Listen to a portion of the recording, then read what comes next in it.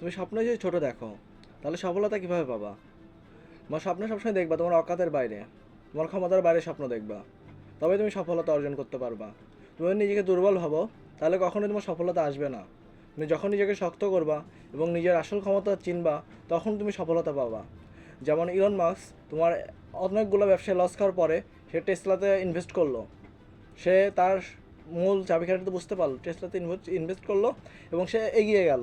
এখন বর্তমান সে পৃথিবীর সবথেকে ধনী ব্যক্তি, দ্য ওয়ার্ল্ড রিচেস্ট ম্যান। এরকম তোমার হচ্ছে রোনালদো যদি তার গরিবই দেখে নিজেকে দুর্বল ভাবতো, নিজের ট্যালেন্টকে যদি হচ্ছে লুকায় রাখতো, তাহলে সে আজকে পৃথিবীর সবথেকে ধনী ফুটবলার হতো না। পৃথিবীর মধ্যে একটা অন্যতম ফুটবলার সে হতো না।